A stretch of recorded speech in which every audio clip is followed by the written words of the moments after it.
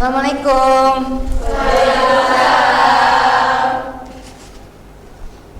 Selamat pagi anak-anak.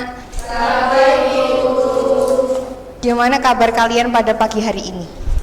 Alhamdulillah baik. Ada yang merasa kurang sehat? Tidak. Gak ada yang sakit ya? Ada yang mules? Oh, belum sarapan, nanti makan ya. Saya harap kalian hari ini sudah mau untuk menerima pembelajaran pada pagi hari ini. Jadi sebelum pembelajaran dimulai, ketua kelas bisa memimpin doa terlebih dahulu. Baik teman-teman, sebelum kita mengamali pembelajaran pada pagi hari ini, mari kita berdoa menurut agama dan kepercayaan masing-masing. Berdoa bersama.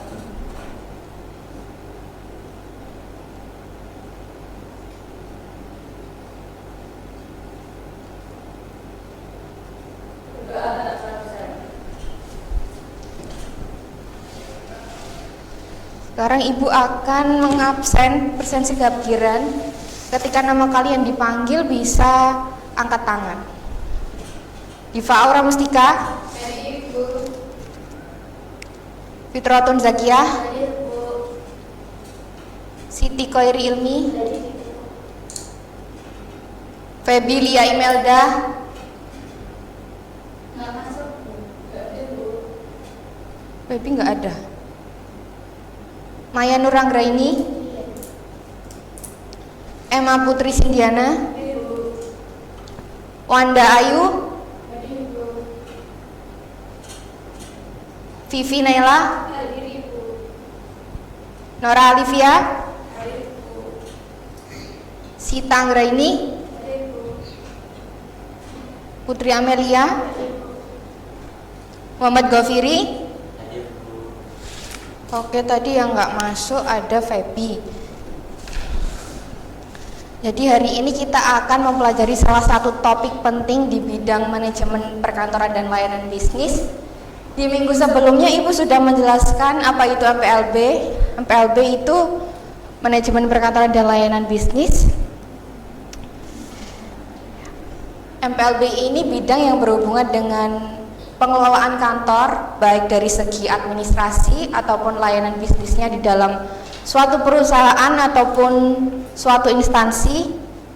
Jadi topik pembelajaran kita pada pagi hari ini yaitu akan mempelajari mengenai jenis-jenis profesi di dalam bidang manajemen perkantoran dan layanan bisnis. Topik ini akan membantu kalian di dalam memahami apa saja profesi yang ada di dalam manajemen perkantoran dan layanan bisnis. Yang pertama yaitu ada dari sekretaris, lalu resepsionis, ada customer service, dan juga ada staf administrasi. Jadi nanti kalian akan mempelajari tugas apa saja yang akan mereka lakukan di dalam dunia manajemen perkantoran dan layanan bisnis, dan bagaimana saja cara mereka untuk profesional di bidang mereka sendiri. Lalu untuk tujuan pembelajaran pada pagi hari ini yang pertama yaitu mengetahui dan menjelaskan apa saja yang ada profesinya di dalam bidang manajemen perkantoran dan layanan bisnis. Lalu yang kedua yaitu memahami dan juga mengerti tanggung jawab apa yang mereka miliki, baik dari staf administrasi, lalu sekretaris, resepsionis, dan juga customer service. Dan yang terakhir yaitu mengidentifikasi keterampilan dan juga skill apa saja yang mereka butuhkan nanti di dalam pekerjaan mereka, baik dari semua bidang tadi yang sudah disebutkan, ada dari customer service, staf administrasi, lalu ada resepsionis dan juga sekretaris. Oke, selanjutnya Ibu akan menjelaskan materi ke kalian. Tolong disimak baik-baik, diresapi ke dalam otaknya. Jadi selanjutnya bisa disimak baik-baik.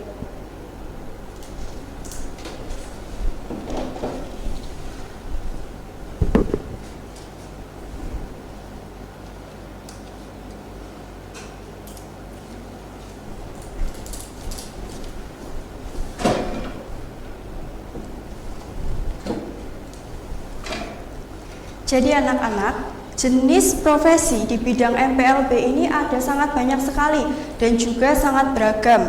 Dan Ibu yakin beberapa dari kalian pasti juga sudah mengetahui atau sering menjumpai jenis-jenis profesi di bidang MPLB ini. Misalnya seperti sekretaris ataupun staf administrasi, ada juga customer service dan juga jenis profesi yang lainnya. Nah, sebelum kita mempelajari terkait jenis profesi di bidang MPLB, Ibu ingin mengajak kalian semua untuk mengulas terkait apa itu MPLB dan juga fungsi utamanya dalam bidang MPLB. Jadi, apa itu MPLB? MPLB atau Manajemen Perkantoran dan Layanan Bisnis merupakan suatu bidang di mana berhubungan dengan pengelolaan kantor, lalu ada administrasi, layanan bisnis di berbagai perusahaan ataupun instansi. Tanpa jenis profesi di bidang MPLB ini, sebuah perusahaan akan menjadi kacau. Mengapa? Mengapa demikian? Karena tidak ada yang mengurus terkait jadwal, kemudian administrasi dan juga komunikasi dengan klien. Lalu terdapat beberapa fungsi utama di bidang MPLB ini anak-anak. Yang pertama ada administrasi perkantoran, di mana mengelola terkait dokumen, surat menyurat, kemudian juga arsip dari perusahaan. Kemudian yang kedua ada layanan pelanggan, di mana mengelola terkait memberikan informasi kepada customer, kemudian menangani keluhan yang dihadapi oleh karyawan maupun pelanggan ataupun klien. Kemudian juga ada manajemen sumber daya manusia, yang mana mengelola terkait kepegawaian, rekrutmen, dan juga kesejahteraan dari karyawan sebuah perusahaan. Selain itu, yang tidak kalah penting ini juga ada manajemen logistik dan juga operasional, yang mana mengurus terkait pengadaan barang dan juga distribusi kebutuhan dari kantor. Kemudian kita masuk kepada materi inti kita, yaitu jenis profesi di bidang MPLB. Di sini Ibu akan menjelaskan beberapa jenis profesi di bidang MPLB. Yang pertama ada resepsionis. Kalian pasti sudah tidak asing dengan resepsionis. Resepsionis ini bisa kita jumpai seperti di hotel ataupun instansi pemerintahan atau di berbagai perusahaan maupun kantor. Lalu tugas utamanya apa, Bu? Tugas utama dari resepsionis ini pastinya yaitu yang pertama menyambut tamu ataupun klien yang datang di sebuah perusahaan. Kemudian juga menjawab panggilan atau mengangkat telepon yang datang, kemudian juga mengarahkan seorang klien atau tamu perusahaan kepada tempat yang akan dia tuju. Kemudian juga harus mengatur jadwal pertemuan dan juga melakukan reservasi ruang meeting. Lalu skill apa yang dibutuhkan? Skill yang dibutuhkan oleh seorang resepsionis ini yang pertama yaitu komunikasi yang baik dan juga ramah. Mengapa demikian? Karena seorang resepsionis ini harus berhadapan dengan banyak orang dengan latar belakang yang berbeda-beda. Jadi kalau bisa seorang resepsionis ini juga harus menguasai berbagai bahasa, karena tidak bisa dipungkiri bahwasanya mungkin ada tamu ataupun klien yang datang dari negara yang tidak sama dengan kita. Jadi kita harus diusahakan bisa memiliki skill bahasa asing. Kemudian juga harus memiliki kemampuan multitasking dan juga sabar dan bisa bekerja di bawah tekanan.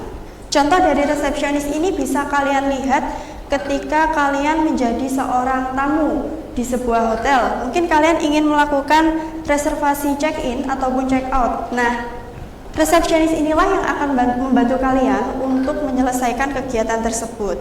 Kemudian contoh lainnya jika kalian menjadi seorang tamu di sebuah perusahaan, kalian pasti akan diarahkan oleh seorang resepsionis ini ke tempat yang ingin kalian tuju. Kemudian juga ada sekretaris. Sekretaris ini tugasnya yaitu mengatur pimpinan, jadwal dari pimpinannya, terus juga mengatur, memastikan agenda yang dijalankan ini berjalan dengan lancar sesuai dengan jadwal yang ada. Kemudian juga membantu dalam pembuatan seperti laporan, surat menyurat, dan juga dokumen-dokumen penting dalam sebuah perusahaan. Kemudian juga sekretaris ini harus bertugas dalam mengelola komunikasi baik internal maupun eksternal dalam sebuah perusahaan. Lalu apa skill yang dibutuhkan? Tentunya skill yang dibutuhkan oleh seorang sekretaris ini tidak lain yaitu harus mampu berkomunikasi dengan baik atau berbicara atau berkomunikasi dengan formal. Kemudian juga mampu membuat dokumen surat menyurat seperti itu ya anak-anak. Kemudian seorang sekretaris ini juga harus memanajemen waktu yang baik, karena jika sekretaris tidak bisa mengatur waktu dengan baik, pastinya kan sebuah agenda perusahaan tersebut tidak akan berjalan dengan selancar, dengan sejalan. Selain itu juga seorang sekretaris ini juga harus memiliki apa anak-anak? Memiliki ketelitian yang tinggi, karena juga akan mengurus sebuah dokumen-dokumen dan lain sebagainya. Contoh dari sekretaris itu bisa pada seorang sekretaris yang mengatur jadwal atasannya, mengatur jadwal seperti perjalanan dinas dan juga jadwal rapat dari atasannya. Kemudian selain dari sekretaris, ada juga staf administrasi. Staf administrasi ini kalau sekretaris tadi mengelola terkait dokumen-dokumen surat menyurat, kalau staf administrasi dia menganalisis atau bertugas untuk mengelola data anak-anak. Tugas utamanya yaitu yang tadi, mengelola data, baik dokumen maupun arsip dari perusahaan. Kemudian yang kedua juga ada membantu pengelolaan keuangan sederhana seperti invoice ataupun laporan keuangan dari perusahaan. Kemudian juga staf administrasi ini harus membantu dalam menyiapkan laporan bulanan terkait aktivitas ataupun kegiatan yang ada di kantor atau perusahaan. Lalu skill yang dibutuhkan dari seorang staf administrasi ini pastinya yang pertama yaitu menganalisis data dengan baik dan juga kemampuan ketelitian yang tinggi. Karena staf administrasi ini berhubungan dengan analisis data, sehingga tidak dapat dipungkiri jika kita harus menguasai skill tersebut. Kemudian juga harus menguasai kemampuan komputer seperti menguasai Microsoft Office, Microsoft Word atau jenis-jenis software yang lainnya. Dan juga selain itu seorang staf administrasi ini juga harus memiliki kemampuan dalam kerjasama tim. Karena apa? Karena staf administrasi ini tidak hanya biasanya terdiri dari satu orang saja, melainkan lebih dari satu orang terbentuk dalam sebuah tim. Jadi utamakan kalian dapat bekerja sama dengan tim dengan baik. Kemudian ada juga customer service. Customer service ini hampir mirip dengan resepsionis, tapi perlu digarisbawahi ya anak-anak, bahwasannya customer service ini berbeda dengan resepsionis. Ya mungkin untuk dari segi skill ini hampir mirip dengan resepsionis, tapi tugas yang dijalankan tentunya tidak sama.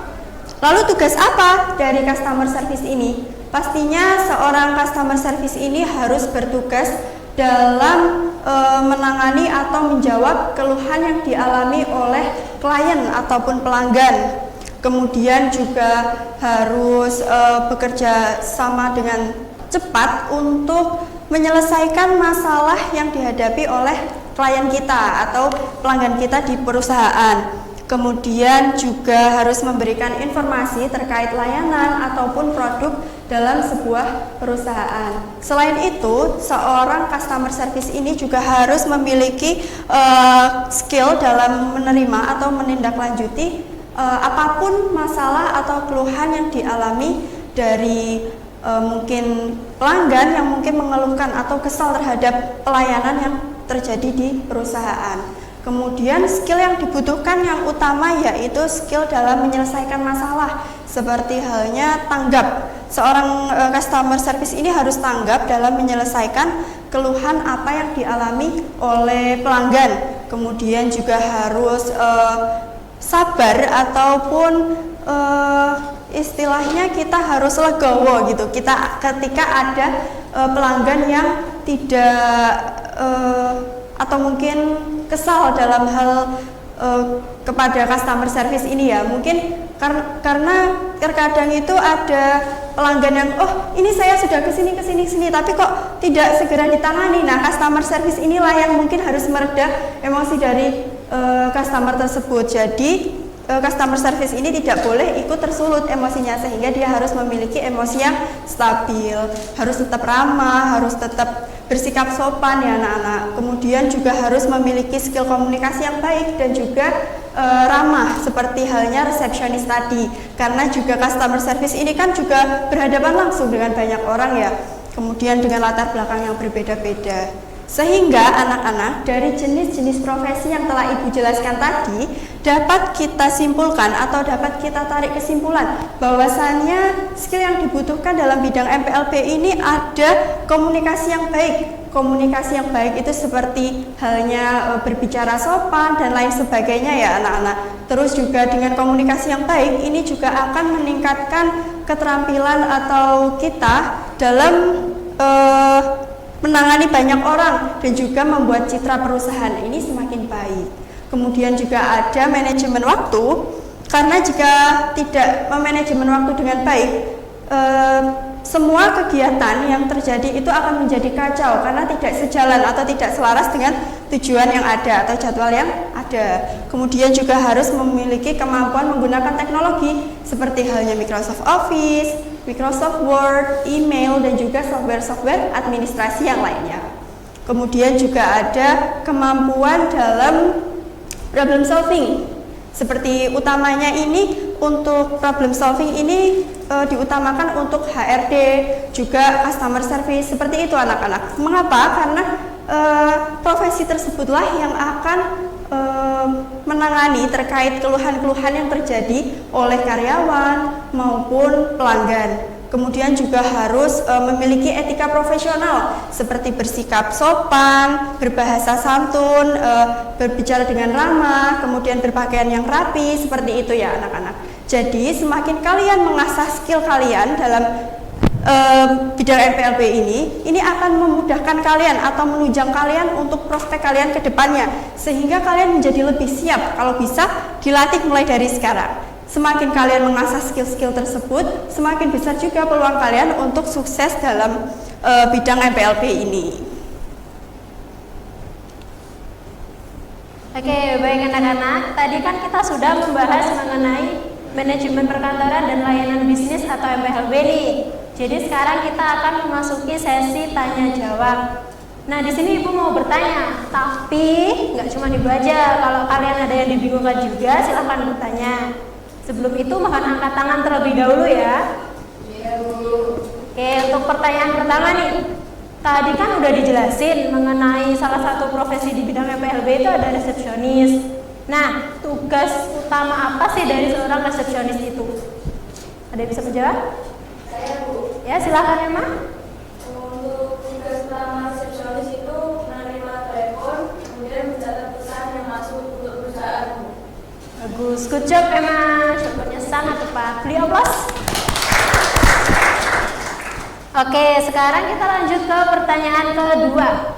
Selain profesi resepsionis yang telah disebutkan Emma tadi, coba profesi apa aja yang ada di bidang MPLB dan skill umum apa yang harus mereka kuasai?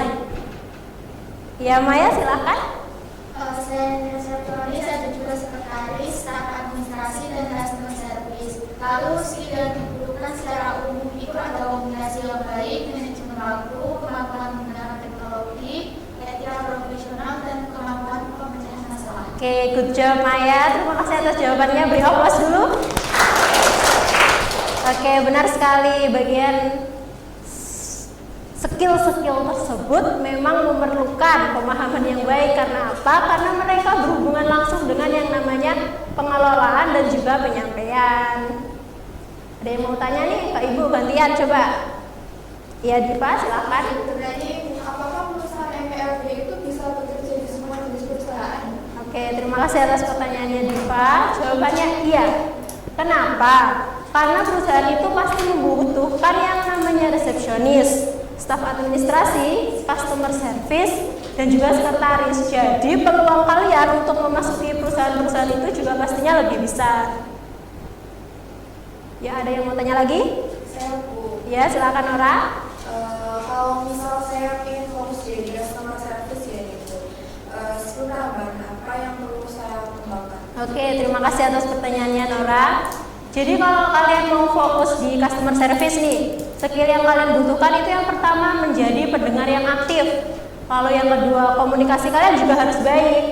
Yang ketiga, mampu mengendalikan emosi kalian. Jadi jangan gampang tersulut emosi. Lalu yang terakhir yaitu yang paling penting, pemahaman kalian tentang produk tersebut. Karena apa? Karena kalian akan menjadi garda terdepan dari perusahaan tersebut. Begitu. Ada yang bertanya lagi nih? Saya itu. Ya, silakan Ilmi. Saya kan pernah mendengar istilah soft skill dan hard skill. Itu kan penting di MPLB ya, Bu ya. Ya itu bisa dijelaskan bedanya istilah antara soft skill dan hard skill. Oke, terima kasih atas pertanyaannya ya Ilmi. Jadi kalau hard skill sendiri itu kemampuan teknis dalam mengoperasikan perangkat keras, itu seperti komputer dan juga software. Sedangkan kalau soft skill sendiri itu kemampuan non teknis seperti komunikasi dan juga diskusi dalam kelompok. Jadi kalau kalian nih mau terjun ke perusahaan, utamain kalian bisa menguasai kedua hal tersebut, dari hard skill dan juga soft skillnya. Karena apa? Karena perusahaan pasti mencari kandidat yang memiliki kedua skill tersebut. Jadi nggak hanya condong di satu skill aja gitu. Nah, tadi kan kalian udah banyak nih yang tanya. Sekarang pertanyaan terakhir dari Ibu. Ada yang bisa ngasih tahu Ibu nggak nih? Profesi apa yang membutuhkan ketelitian dan juga analisis tinggi? Dan sebutkan mengapa. Ya, Fit, silahkan. Jadi profesi yang paling memerlukan kemampuan analisis dan ketelitian tinggi itu staf administrasi, Bu. Karena mereka bertugas mengelola data, mengelola dokumen, serta aset perusahaan yang membutuhkan ketelitian yang tinggi, dan juga bisa membantu proses pengelolaan keuangan sederhana yang memerlukan analisis. Oke, good job Evi. Tepuk tangan dulu untuk teman kalian. Oke, benar sekali, staf administrasi memerlukan ketelitian dan analisis tinggi. Karena apa? Contohnya aja nih, kalau kalian ada di bidang keuangan ataupun bagian pengelolaan dokumen, ada kesalahan dikit aja, itu bisa jadi masalah besar ke perusahaan. Atau bisa dibilang kalian harus memulai ulang dari awal. Dan itu kan jadi kalian kerja 2 kali. Dan juga itu bisa jadi kayak masalah ke tugas-tugas kalian berikutnya, begitu. Jadi mungkin itu saja ya anak-anak untuk sesi tanya jawab kita pada pertemuan kali ini. Semoga apa yang Ibu sampaikan menjadi pemahaman kalian itu lebih besar lagi tentang profesi-profesi di bidang MPLB. Untuk selanjutnya kita akan masuk ke sesi berikutnya.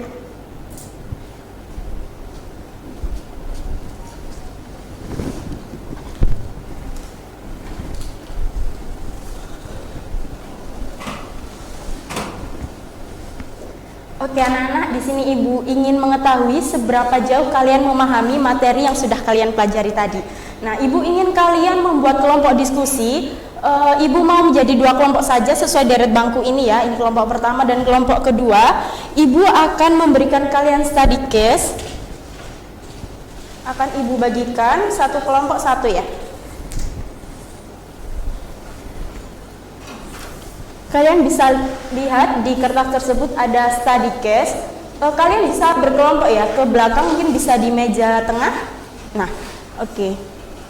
Mungkin Ibu mau satu anak untuk membacakan study case-nya. Emma mungkin mau? Ya, Bu. Bisa berdiri Emma?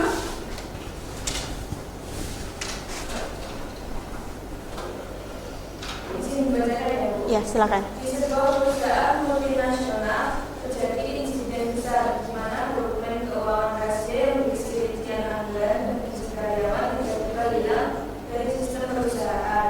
Perusahaan menggunakan sistem penyimpanan digital dan hanya beberapa orang yang memiliki akses ke dokumen tersebut, yaitu HRD mengelola gaji dan tunjangan karyawan, kemudian staf administrasi bertanggung jawab atas penyimpanan dokumen, manajer kantor mengawasi operasional kantor termasuk keamanan data, IT support mengelola sistem komputer dan server perusahaan.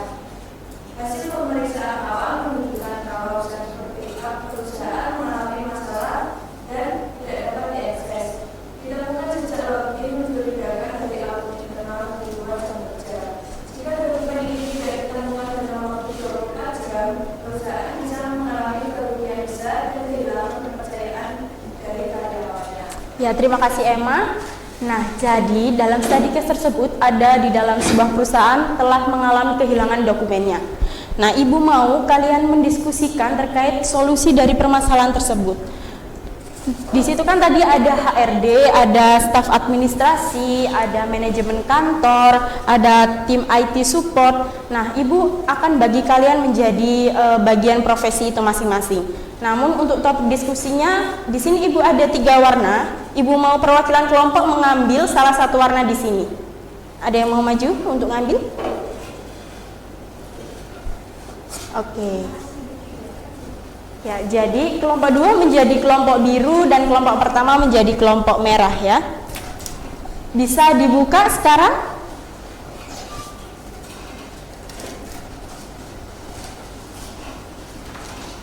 Oke, sudah dilihat ya, kelompok merah mendapat bagian apa? HRD dan staf administrasi ya. Kelompok biru? Manajemen kantor dan IT support. Nah, di dalam itu kan ada beberapa topik yang sudah Ibu berikan untuk kalian diskusikan dalam kelompok kalian. Ibu beri kalian waktu 5 menit untuk berdiskusi, cukup? Cukup ya. Di sini Ibu ada lembar kerja untuk kalian menuliskan hasil diskusi kalian. Ya, bisa dimulai dari sekarang ya.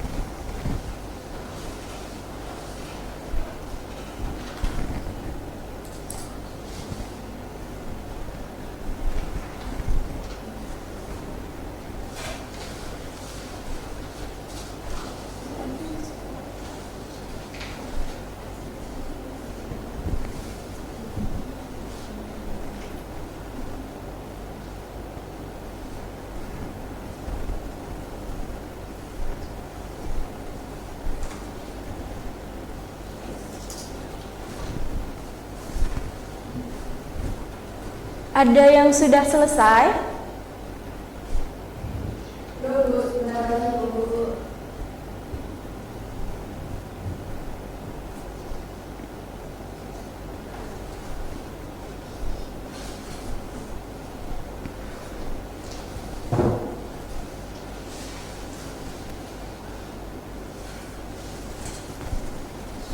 Oke, waktunya sudah habis. Kelompok merah atau kelompok biru dulu yang mau presentasi?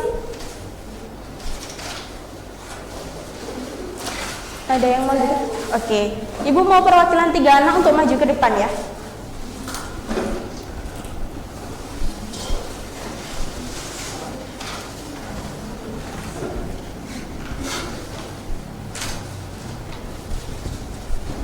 Silakan sebelah sini.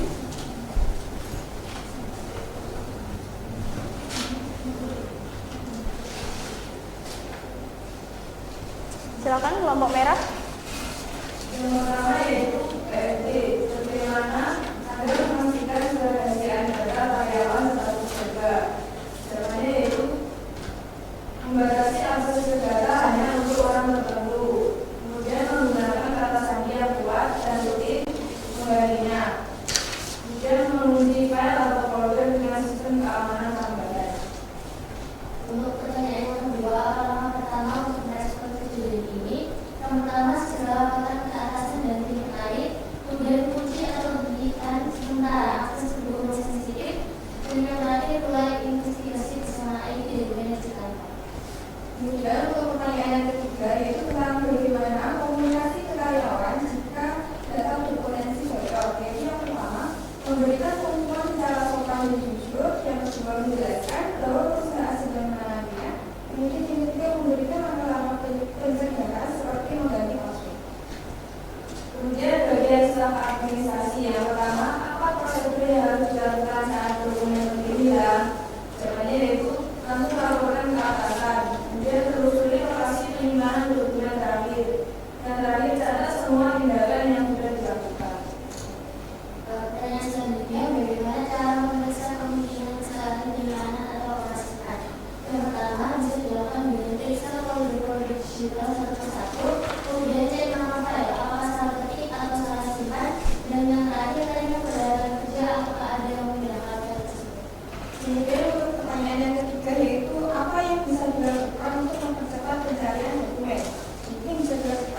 Yang pertama, menggunakan fitur pencarian di komputer atau server.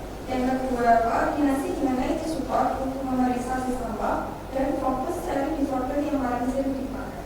Ya, bagus sekali untuk kelompok merah. Hasil diskusinya sangat tepat dan sangat teliti ya. Beri applause untuk kelompok merah. Oke, silakan duduk. Ya, sekarang kelompok biru sudah siap? Ya. Bisa perwakilan 36 maju ke depan.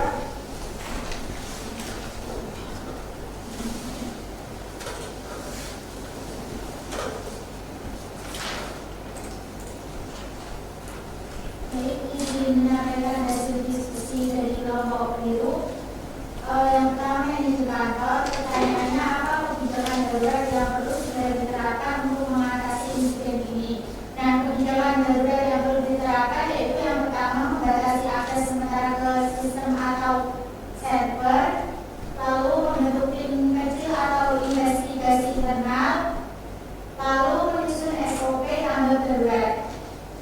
Untuk pertanyaan kedua yaitu siapa saja yang perlu dikoordinasikan, yaitu ada HRD, staf administrasi, IT support, dan pimpinan perusahaan.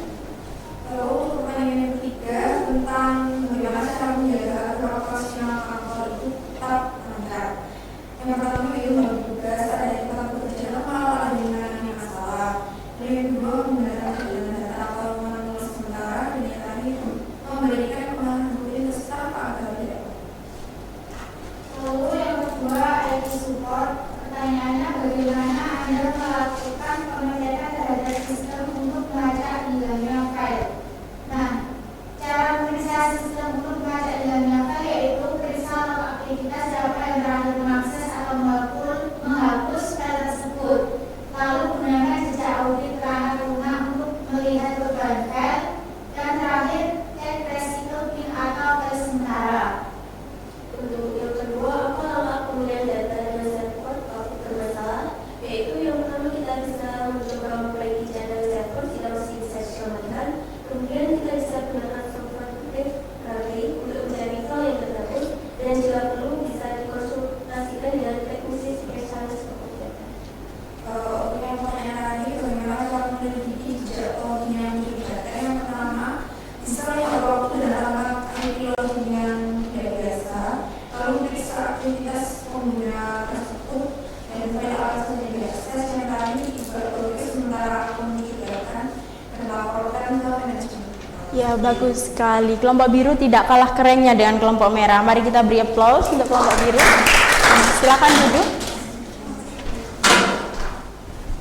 Ya, bagus sekali hasil diskusi kalian. Itu artinya kalian sudah cukup memahami materi yang kalian pelajari hari ini. Nah, jadi di dalam dunia kerja perkantoran memang sangat penting untuk kita menjaga keamanan dokumen, terutama data keuangan dan informasi pribadi karyawan. Karena jika bocor itu akan menyebabkan kerugian yang sangat besar oleh perusahaan. Nah, tadi sudah ada disebutkan bagian-bagian di dalam kantor, ada HRD, ada staf administrasi, ada manajemen kantor, ada IT support. Nah, mereka memiliki bagiannya masing-masing untuk memecahkan masalah. Kita tidak boleh saling menyalahkan. Contoh, Emma sebagai HRD menyalahkan Maya sebagai staf administrasinya.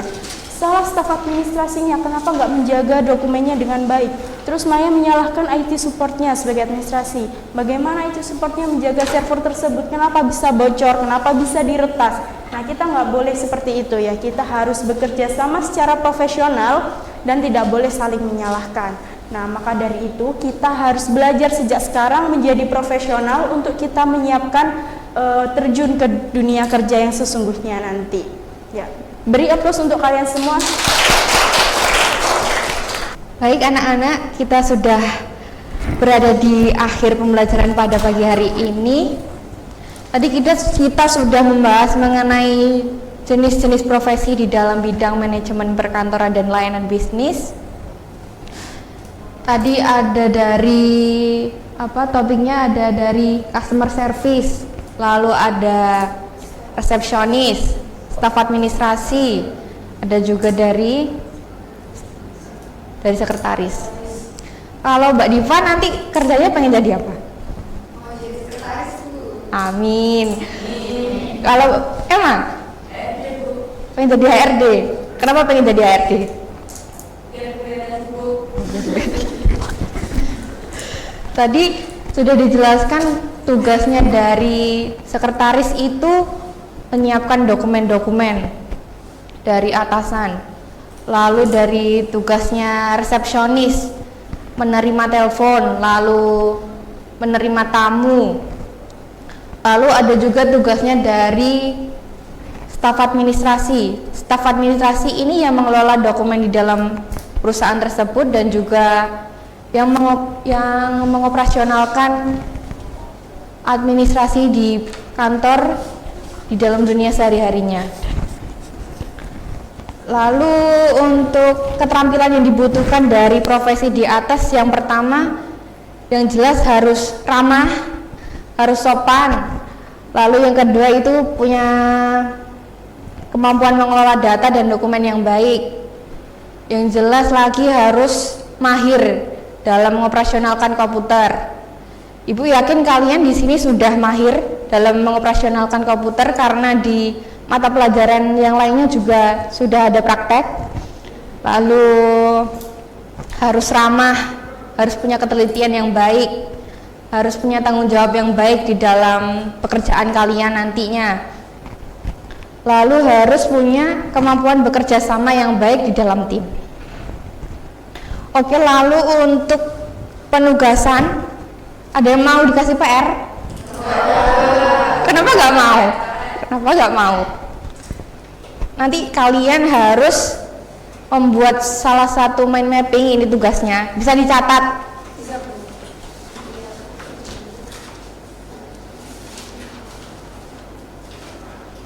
Yang pertama yaitu membuat mind mapping salah satu profesi.